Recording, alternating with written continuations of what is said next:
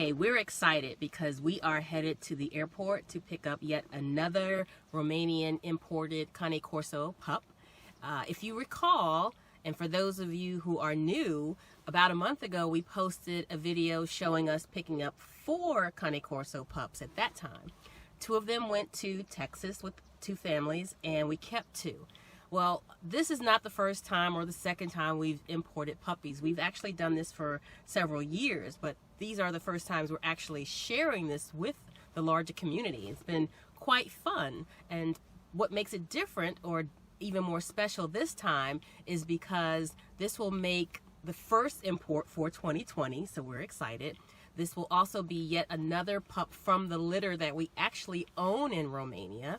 So these are puppies not that they're just getting one-offs. They're part of a litter that we originally co-owned, and now we outright own this litter, and we're bringing them over and placing them with deserving families.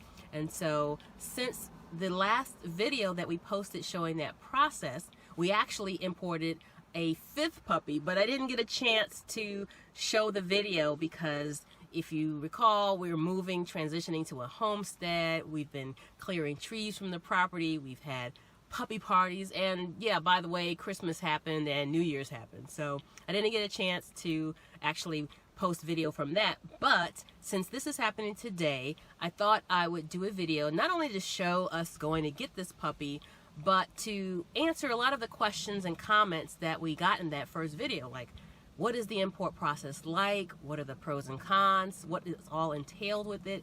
And so I thought I would actually just go ahead and give you guys a little bit of insight into that whole process. Also, we have updates from our families in Texas. There's some great video of the pups that are there. They're doing wonderful. They're absolutely gorgeous and stunning. I'm so very proud of them, and I want to share that with you. And we also have one more big announcement, and I can actually start you off by saying we have 2 more puppies, male blue brindles, that are waiting to be placed, and we should be bringing them over to us so long as we have deserving families. So if you stay tuned to the end of the video, you can take a look at them and see how beautiful and wonderful they are, and we're so excited. So see you in a bit.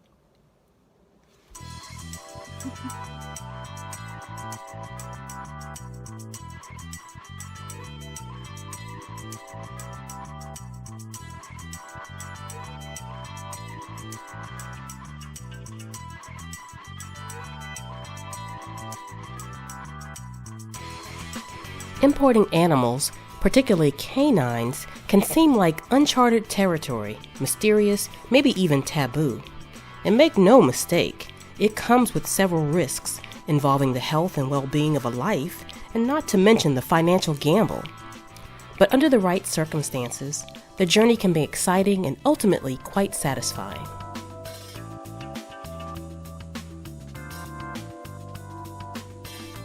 So let's talk about some of the things to consider when importing a dog or puppy into the United States.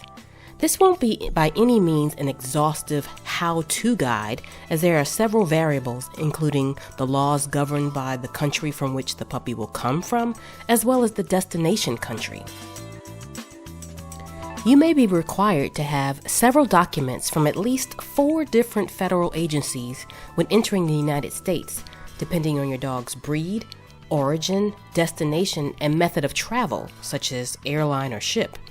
Keep in mind that each state may have its own requirements as well, so it's prudent for you to do your homework. But here, stateside, the U.S. Centers for Disease Control and Prevention, also known as the CDC, as well as the U.S. Department of Agriculture, Animal and Plant and Health Inspection Service, also known as the USDA APHIS, are the 2 agencies that dictate the age, condition of the animal, and immunization requirements. The U.S. Customs and Border Protection Agency has the authority to enforce applicable entry requirements regardless of the nature or intended use of the puppy or dog. And all cargo must be cleared by the CBP before your puppy will be released to you. Another consideration to keep in mind is that airlines and shipping companies establish their own policies to transport pets in addition to the requirements of the federal, state, and local governments. And the requirements and restrictions may change depending upon disease outbreaks or status of countries, weather conditions in the case of flying, and other factors. So if you haven't already read between the lines thus far, importing a puppy is highly regulated and not as easy as 1, 2, 3. But let's say you're still entertaining the idea of getting a pup from overseas. The task of finding a foreign, reputable breeder comes with the same challenges faced stateside, but multiplied by 1,000. Make no mistake, you will need to do exhaustive research and due diligence to get even a minimum comfort level, and even then, you'll be acting on faith that you won't lose your money and that you'll receive a healthy puppy. For first-timers, we recommend opting for a domestic breeder such as ourselves, who already imports. That way, you can leverage the fact that we are accessible for a lifetime, and you can count on the warranties that we offer. So you've decided to take the plunge and dive headfirst into the importation process. The first thing the pup needs for travel is a passport. Yes, an actual passport except for your canine. It's pretty cool, huh? Originally developed in the UK, Pet Travel Schemes is a pet passport program used by a group of participating countries, including the US and nations in the European Union. To secure the pet passport, the puppy must receive a formal health certificate denoting up-to-date vaccinations. He'll also receive a microchip or tattoo, which will be recorded on the passport itself. Then the passport will need to be stamped or endorsed by a government agent. And if all the requirements of the pet travel schemes are met, pups can usually skip the quarantine period implemented at the airport during entry into the United States. And speaking of airlines, a large chunk of your budget will fall under airfare costs. This is because pets require extra care and attention throughout their travel journey. The rates airlines charge for live animals are often more expensive than regular passenger ticket prices. In most cases, your pets will be classified as live cargo, and you'll need to purchase a kennel or carrier that meets the airline's requirements, especially for cargo travel. Most airlines base the ticket pricing for pets off of the weight of the pet with the travel crate, so the bigger your puppy is, the more your shipping costs will be. Once your dog arrives, there are clearance steps that need to be taken. These can include brokers, taxes, tariffs, and any other airline fees that need to be paid in order for your dog to be released to you. So did I scare you off yet? Because it sounds like a lot, doesn't it? And that's because it really is a lot. And over the years, we've accumulated a lot of lessons learned. But we've got it down to a science at this point, and it's how we keep our bloodlines fresh.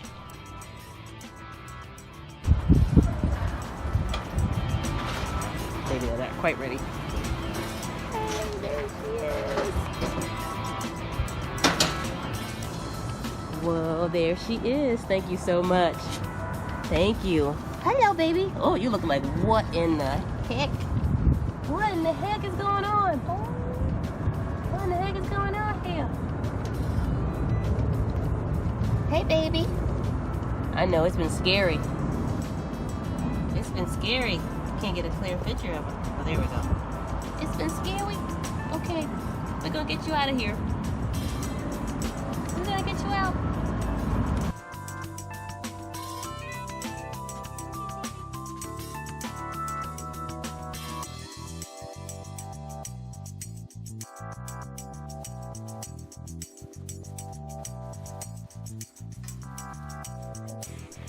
Before the Thanksgiving holiday, we imported 4 of Demi's littermates, and less than an hour after arriving, they were no worse for the wear, playing and tumbling about as if they were home all along. The 2 blue brindles subsequently went to their families in Texas, while the 2 Formentinos stayed here with us as their forever home. One of the Texas families named their blue brindle stunner Achilles and sent us this update. Looks like Achilles may be the youngest, but he's clearly a big dog amongst his Texas pack of Rottweilers.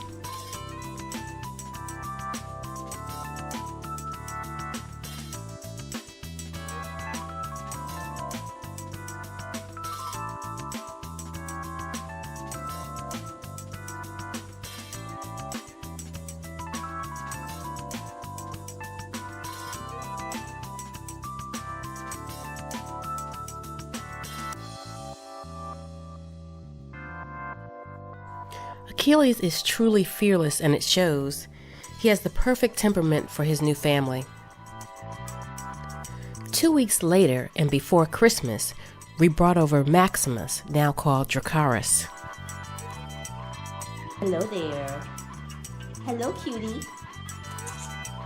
Hi, baby. Welcome. Welcome to wait. Okay, hold on. Sit. Wait. All right, sit down. Okay, I wanted to welcome you. Oh, wait.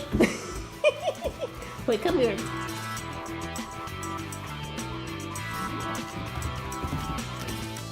Hello. Hello. You gonna bite my shoes? If I can.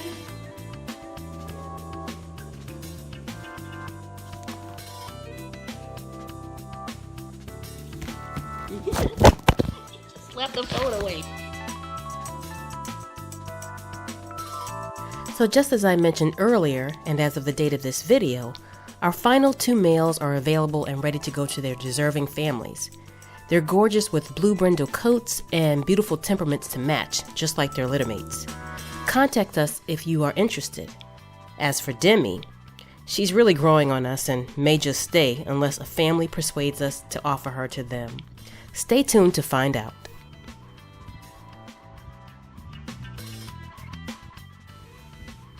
Thank you again for tuning in and following us on our journey.